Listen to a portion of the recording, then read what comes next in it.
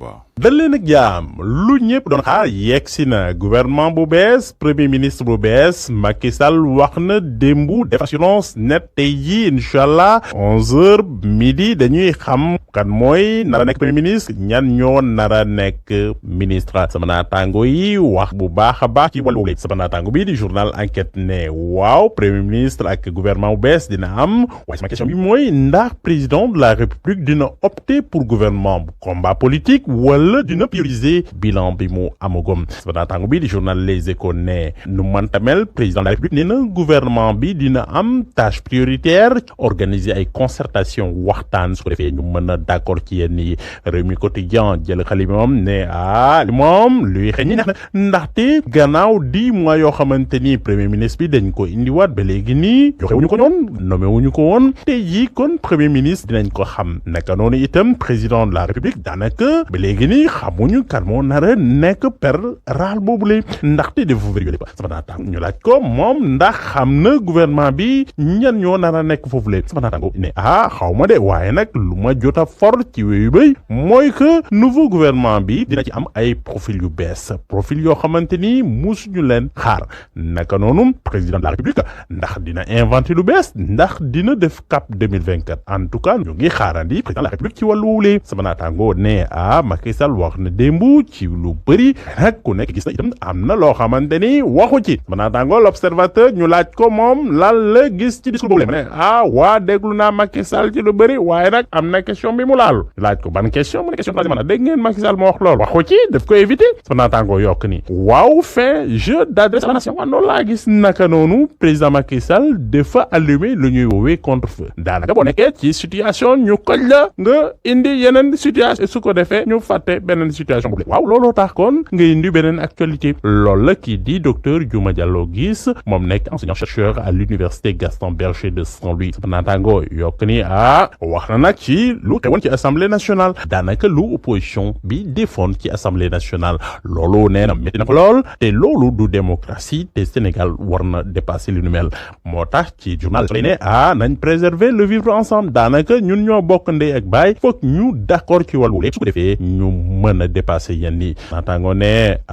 loolu am na de waaye nag ba léegi ni guerre Macky Mimi mi ngi jolle leader du Benno conférence des leaders def nañ réunion démb laaj sama naataango ñoom lan lañ wax ci Macky ak Mimi nee nañ le chef a raison daanaka président bi lu mu jël ci wàllu dogal daanaka nommé kii di Amadou Mame Diop président de l'Assemblée nationale mooy dëgg Macky Sall waaw loolu mu def noonu loolu la ndaxte kii di Mimi Touré yàgg nañ ko jox leneen waaw mbuuraaxe boobu nag war na ko bàyyi moo daane boobu moom moo ko moomoon moo tax kon le chef a raison Sidi Macky Ndiaye jël xale mu ne waaw le chef a raison waaye nag am na ñoo xamante ni ba léegi ni dégguñu leen ñu laaj ko mooy kan Idrissa Seck ba léegi ni kan moo ko dégg waa fan la ne du wax mi ngi ci Benno Bokk Yaakaar lu tax mu du wax léegi ñu ngi koy xaarani moom de temps en temps mu jël parole su ko defee mu jàppale président de la république ci réponse yi naka noonu kii di Ndeye bi léegi président de la république wax na sa ci choix kii di Amadou Mame Diop ci assemblée nationale nee na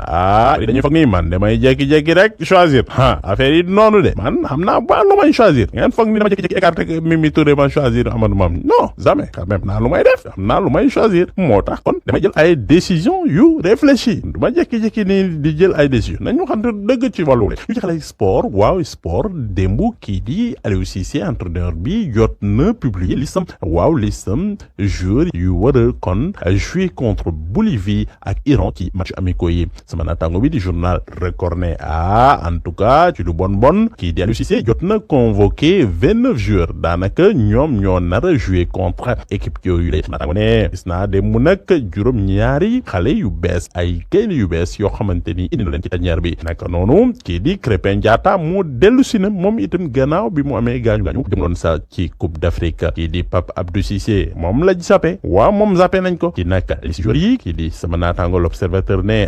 man gis naa Noah Fadiga waaw doomu Kalidou Fadiga waaw bokk na ci effectif yi kii di Aliou Cissé ñu laaj ko nag naka la gisee équipe nationale bi ndaxte am na ay joueurs yoo xamante ni ay cadre la léeg-léeg ñenn ñi dañoo blessé ñeneen yi kon amuñu club wala amuñu temps de jeu ci loolu nag nee na loolu on fait avec daanaka kii di Bamba Dieng moom woo nañ ko waaye nag foog mu def effort ndaxte ñun nu mu mënta mel ñun duñu mën a convoquer koo xamante ni daanaka amoo temps de jeu wala nekkoo ci club amoo club loolu moom nga xam ni mënoo dem ci coupe du monde mu leer nañ waaye nag jox nañ la chance ndaxte bokk nga ci ñi ñi demoon ci Coupe d'Afrique waa joué jox nañ chance léegi nag yow yaa xam loo war a def c'est la dernière chance nag mu leer nañ yow ak sa yeneen gars yi mën naa tàngo ne kii di Aliou Cissé leeral la yëfi de léegi nag ñoo xam lu ñuy def ci journal sunu lamb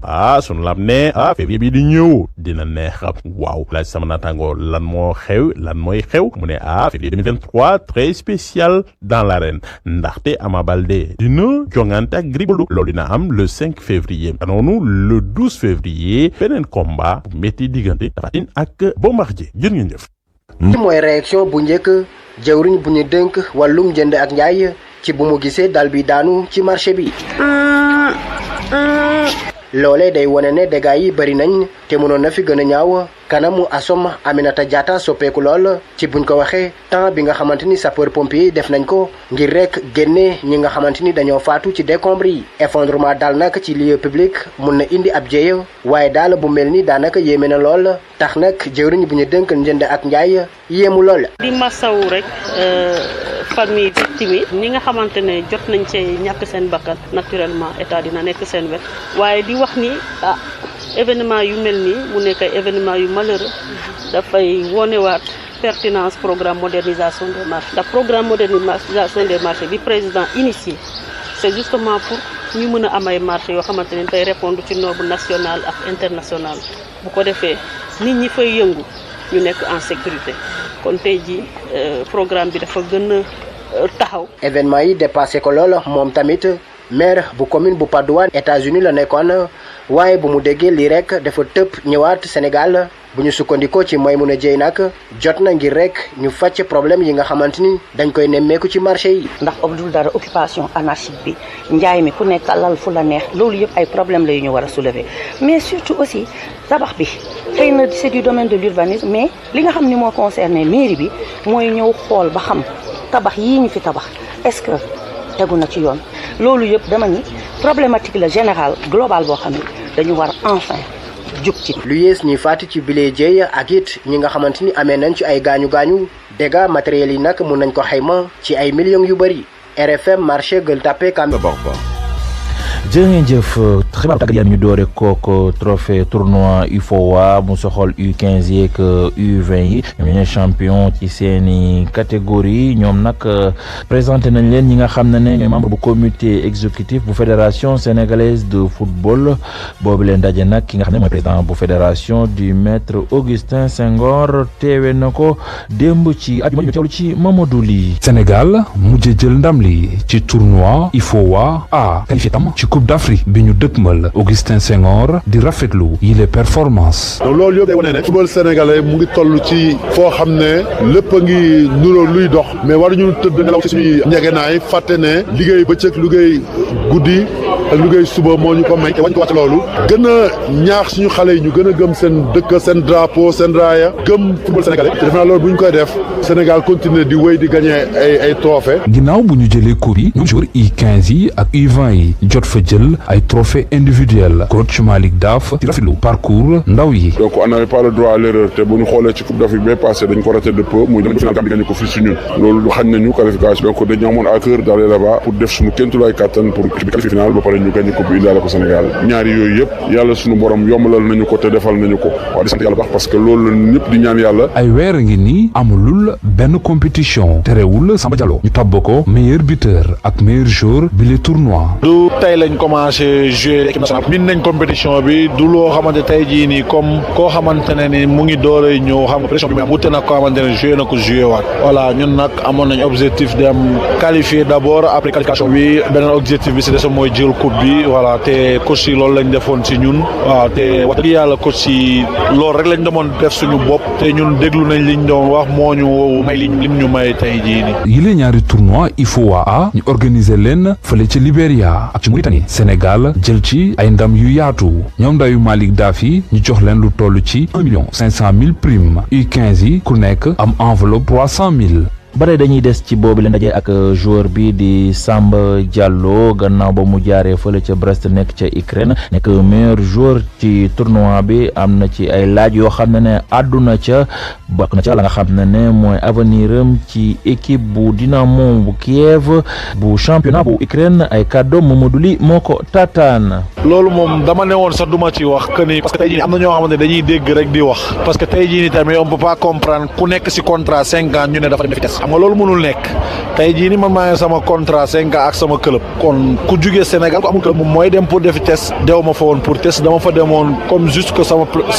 agent dafa xamante président club bi waaw te temps yooyu noonu gars yi commencé guñu woon ma dem foofu di entraîner pour garder la forme quoi waaw c'était ça quoi bon mais c'est pas pour dem defi test wala bon man foofu laay desaat parce que instant bii comme li ma la wax rek man dama nekk seen contrat 5 ans kon instant bii mënaguma def dara waaw ça autant que ñoom ñu def seen kii pour ma dem wala ma bañ a dem vu que instant yi foofu stable na gars yi ngi joué normal Ukraine waaw que gars yi woo nañ ma waaw léegi damay dem pour jouer waat waaw defaat saison bi raw bi ma defoon bi passé waaw ñu dem bu ñuy xooli leneen ñu ji xooli leneen mais instant bii nii damay focaliser aussi club bi ma nekk muy Dynamo Kiev parce que ñoom laa nekk ñoom laa amal contrat. ba tey dañuy wax ci football ak gaynde yu Sénégal démb ki nga xam ne mooy entraîneur bi Aliou Cissé doon jàkkaarloo taskatu xibaar yi foofee nag dellu si waat na ci bu baax ci ñaari match amicaux yi nga xam ne Sénégal fas yéene ko amal bokk na ci match bi dox ci digganteem ak Bolivie le 24 septembre ak bu Iran le 27 septembre Aliou Cissé nee na ay adversaires yoo xam ne dees leen respecté bu baax a baax waaye li ko xaw a jaaxal daal bokk na ci ëllëgu footballu Afrique ndax li ko waral mooy Ligue des Nations. Aliou Cissé ay kàddoom Soda Thiam moo ko taataan. Tous les continents aujourd'hui ñu organisé wu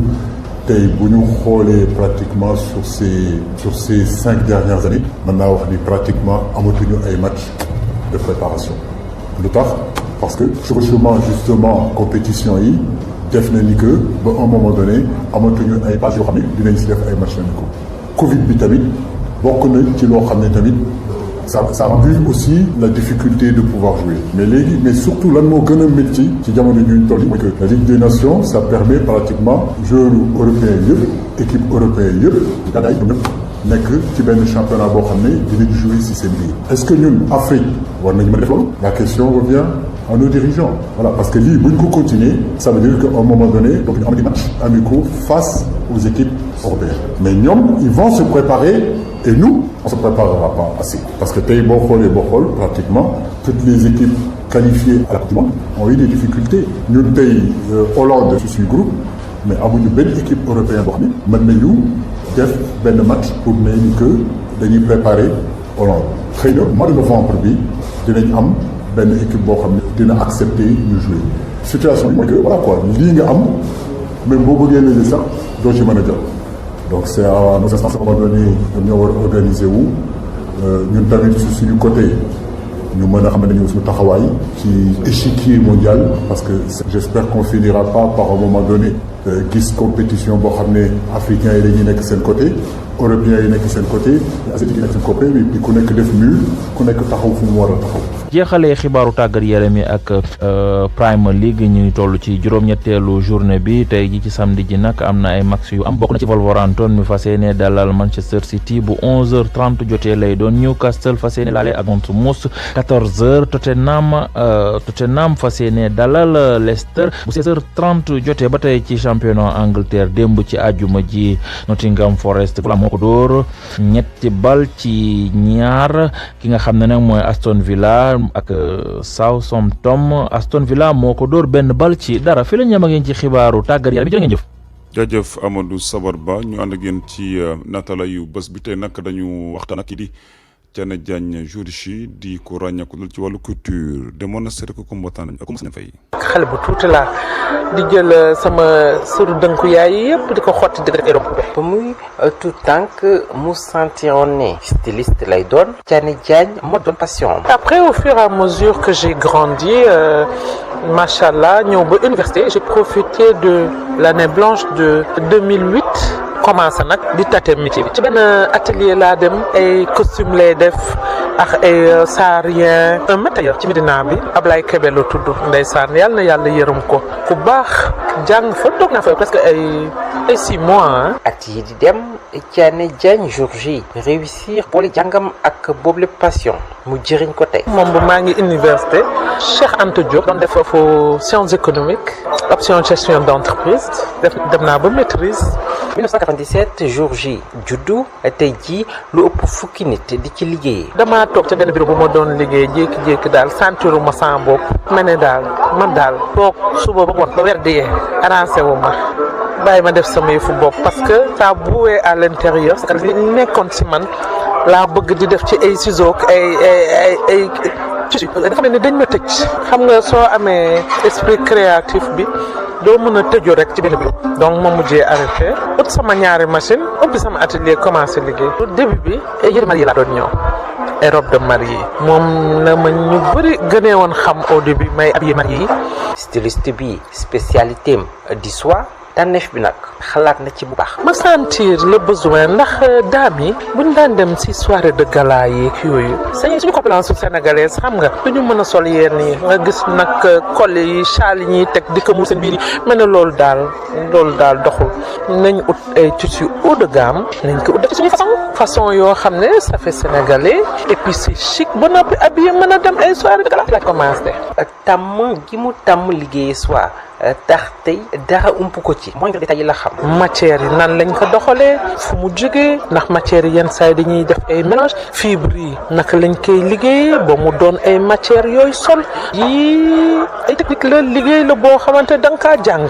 kaa jàng parce que su dul loolu boo demee ci yenn dëkk yi nga bëgg présenter sa collection il faut nga wax collection bi naka nga ko créer à partir de la forme yi matière yi li nga utiliser loolu yëpp dañ la koy laaj donc il faut nga gëstu ko nga xam ko. ñu xam ko ci showbiz bi muy solal ñu siiw ñu bëri ñu ne fii ci réew mi ak bitim réew mu bokk ci ñoom première dame bu Sénégal. j'habille beaucoup de dames et artistes yu may solal. elle aime porter sénégalais. Elle aime porter ce qu'on fait dans son propre pays. Thiané du wut ne soir rek lay def styliste bi ñaari at yu ne dafay def la nuit du bazin. ci gis bazin bu ànd ak broderie loolee mu duppee dellu cosaan léegi.